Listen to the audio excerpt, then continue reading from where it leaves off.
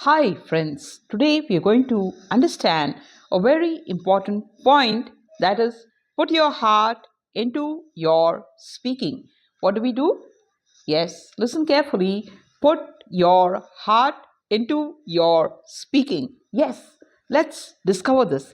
Sincerity and enthusiasm and high earnestness will help you too.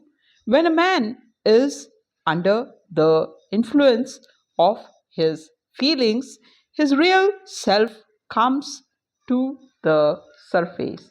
The bars are down. Yes, sincerity, enthusiasm, and high earnestness will help you. Okay, friends?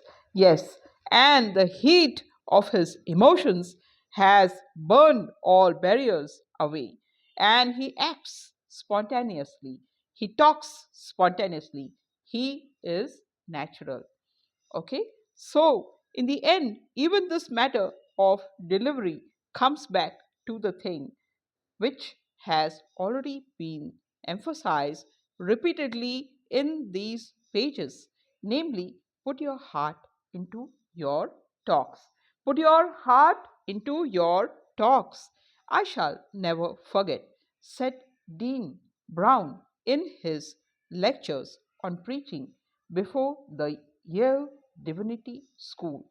The description given, the description given by a friend of mine of a church service which he once attended in the city of London.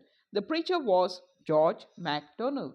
He read from for the scripture lesson that morning, the 11th chapter of Hebrews. He read from the Bible, the 11th chapter of the book of Hebrews. Okay? And as we see further, when when the time came for the sermon, he said, "You have all heard about these men of faith. I shall not try to tell you what faith is. There are theological professors who could do that much better than I could do it. I am here to help you believe."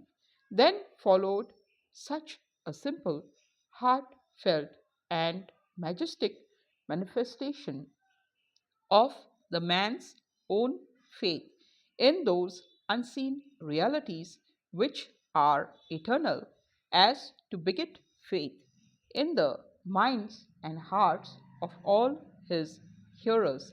His heart was in his work, and his delivery was effective because it rested upon the genuine beauty of his own inner life. His heart was in his work. That is the secret. Yet I know that advice like this is not popular. It seems vague and it sounds indefinite. The average person wants foolproof rules, something definite, something he can put his hands on. Rules as precise as the directions for operating a car. That is what he wants. That is what I would like to give him. It would be easy for him and it would be easy for me. There are such rules, and there is only one thing wrong with them: they just don't work. They take all the naturalness and spontaneity and the life. They take out the spontaneity and the life and juice out of man's speaking.